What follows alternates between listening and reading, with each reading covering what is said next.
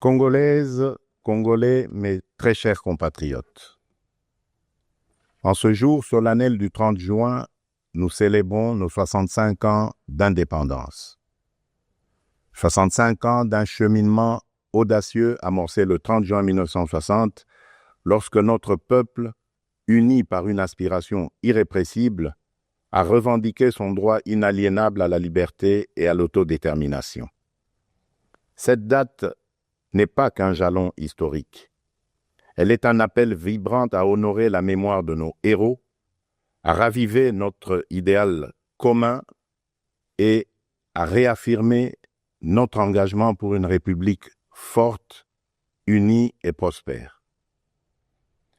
En ce jour de souvenir et d'espérance, j'honore la mémoire de nos pères fondateurs, Joseph Kasavubu, Patrice Emery Lumumba, et de tous ceux qui, souvent dans l'anonymat, ont offert leur vie en sacrifice pour rendre possible l'idéal d'un Congo libre et maître de son destin.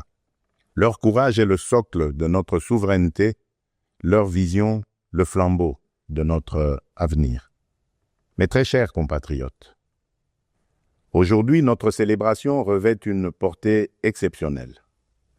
Il y a quelques jours, à Washington, sous l'égide des États-Unis d'Amérique, la République démocratique du Congo et le Rwanda ont signé un accord de paix historique, un tournant décisif pour mettre fin à un conflit qui, depuis près de 3 décennies, a semé la désolation dans l'est de notre pays, causant des millions de morts et de déplacés, en particulier dans l'est de notre territoire.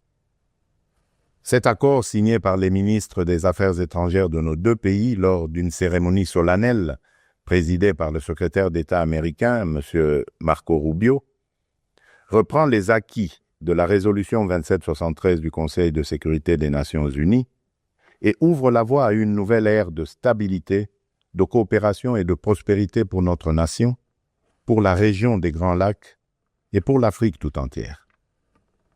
Je voudrais exprimer au nom du peuple congolais notre profonde gratitude aux États-Unis d'Amérique pour leur engagement déterminant en faveur de la paix.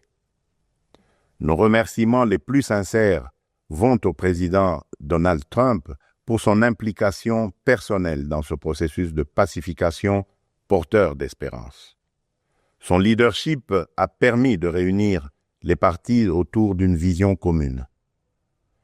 J'adresse également mes vifs remerciements à l'État du Qatar pour ses bons offices, et particulièrement au Cheikh Tamim Ben Hamad Al Thani, dont la médiation discrète et efficace a contribué à rapprocher les positions et d'ouvrir un dialogue sincère entre notre pays et le Rwanda. Je tiens également à exprimer ma profonde gratitude à 2 dignes fils de l'Afrique, dont l'engagement déterminant a largement contribué à porter la tragédie sécuritaire que traverse la République démocratique du Congo à l'attention de la communauté internationale. Grâce à leur implication active dans le processus de Luanda et de Nairobi, Son Excellence João Manuel Gonçalves Lourenço, président de la République d'Angola, et Son Excellence Uhuru Kenyatta, ancien président de la République du Kenya, ont su mobiliser les consciences et renforcer la visibilité de la cause congolaise sur la scène régionale et internationale. Cet accord n'est pas seulement un document. Il est une promesse de paix pour les populations de Goma, Bukavu, Rutshuru, Masisi, Nyiragongo, Lubero, Ituri et de toutes les localités martyrisées par la guerre. Ce processus diplomatique s'articule également avec les discussions en cours à Doha, au Qatar. Notre ambition reste sans équivoque rétablir pleinement l'autorité de l'État sur l'ensemble du territoire national et œuvrer à l'instauration d'une paix réelle, durable et partagée dans toute la sous-région. Les attentes de nos populations sont immenses, notamment celles de l'Est du pays qui ont trop longtemps souffert. Nous abordons donc cette ultime phase du processus avec détermination, dans le respect de notre souveraineté et des aspirations légitimes de notre peuple. Les prochaines étapes devront aboutir à la démobilisation, la réinsertion conditionnelle, et au cas par cas des ex-combattants à travers le PDDRCS et enfin à la reconstruction des régions jadis affectées par les conflits armés. Ces avancées diplomatiques s'inscrivent dans une dynamique plus large de reconquête et de l'affirmation de notre souveraineté, de redéploiement de notre influence et de reconstruction de la confiance internationale envers la République démocratique du Congo.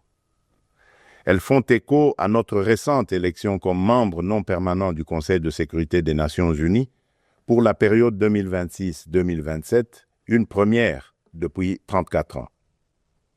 Ce mandat n'est pas un honneur protocolaire. C'est une responsabilité politique et morale que nous porterons avec dignité en faveur de la paix, du multilatéralisme et des intérêts du continent africain. Mes très chers compatriotes, l'accord signé à Washington ouvre des perspectives inédites.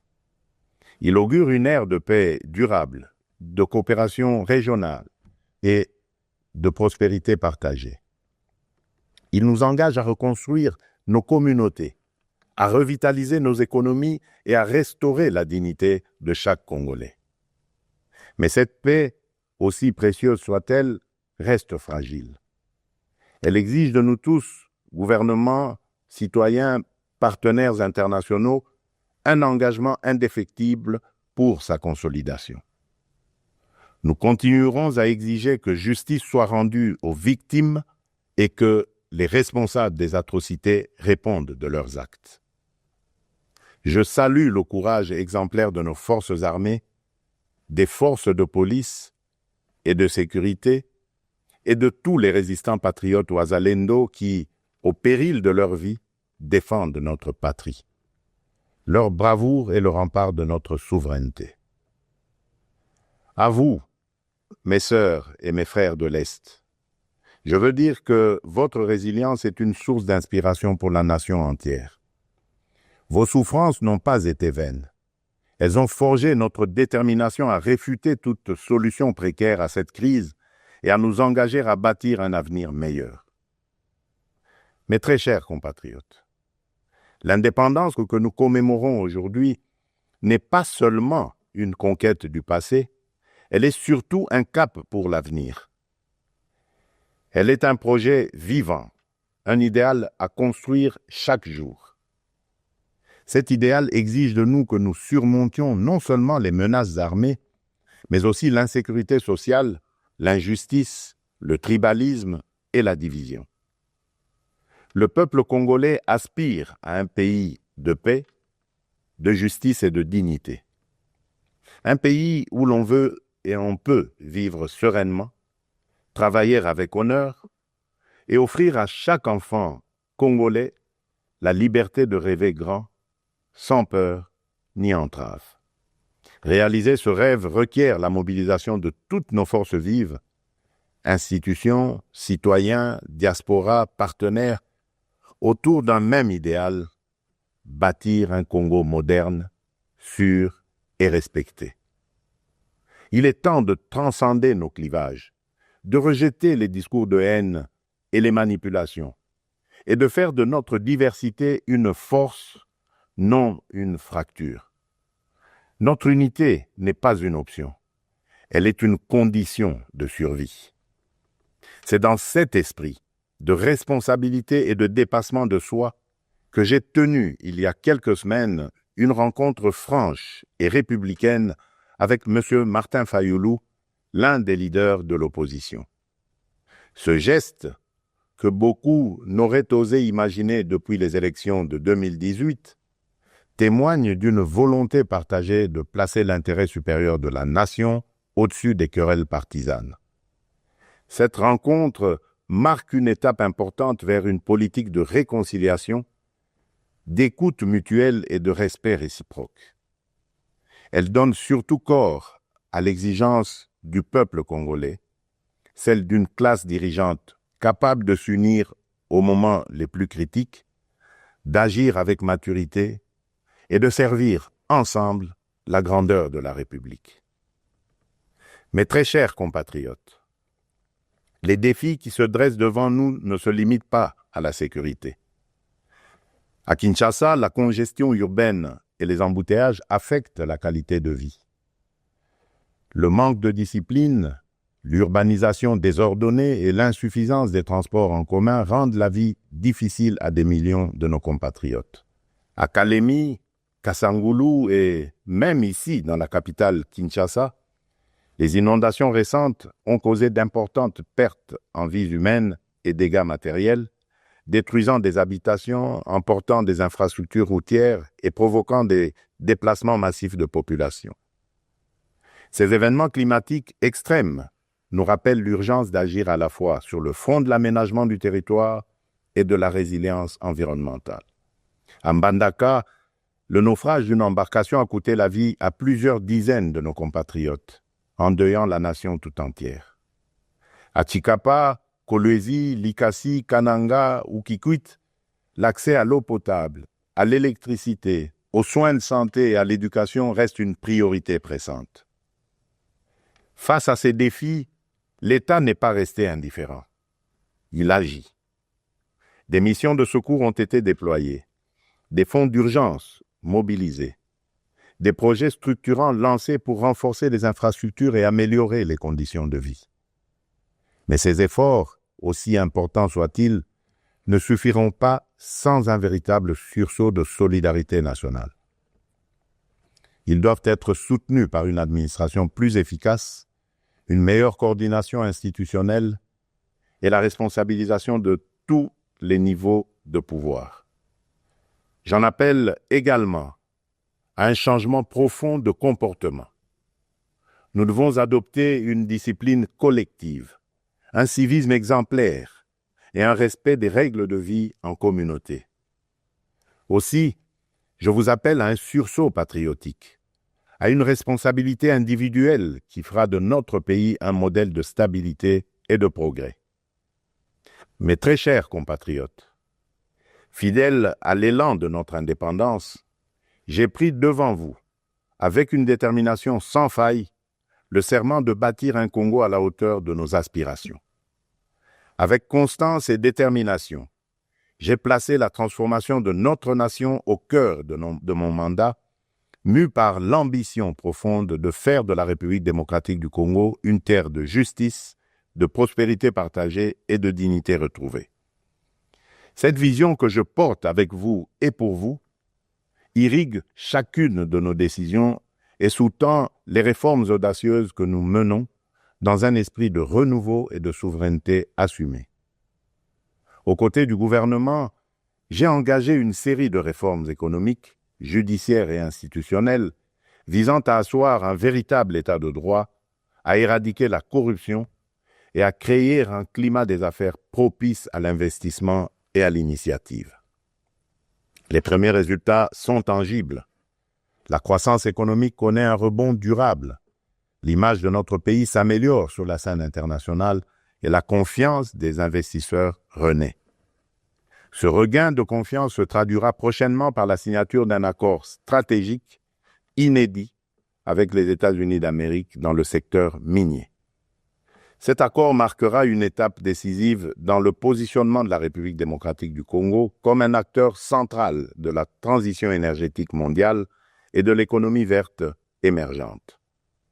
Il visera à valoriser de manière souveraine nos minerais stratégiques, en particulier le cuivre, le cobalt et le lithium, tout en assurant une répartition plus équitable des retombées économiques au bénéfice des populations congolaises. Il ouvre la voie à la transformation locale, à la création des milliers d'emplois et à un nouveau modèle économique fondé sur la souveraineté et la valeur ajoutée nationale.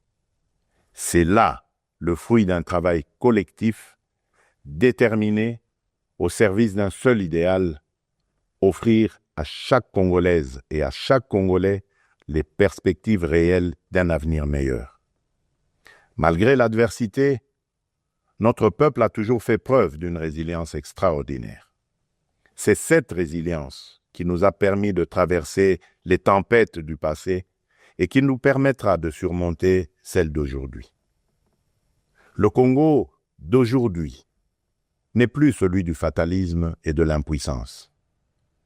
À l'aube du retour tant attendu de la paix sur l'ensemble de notre territoire, s'ouvre un nouveau chapitre de notre histoire, porté par le courage inébranlable, la résilience admirable et la solidarité agissante de toutes les filles et de tous les fils de la nation. À nos partenaires des États-Unis, de la Chine, de l'Europe, des pays du Golfe, du continent africain et du monde entier, je le dis solennellement, la République démocratique du Congo est de retour, prête à nouer des partenariats stratégiques, fiables, transparents et surtout gagnant-gagnant.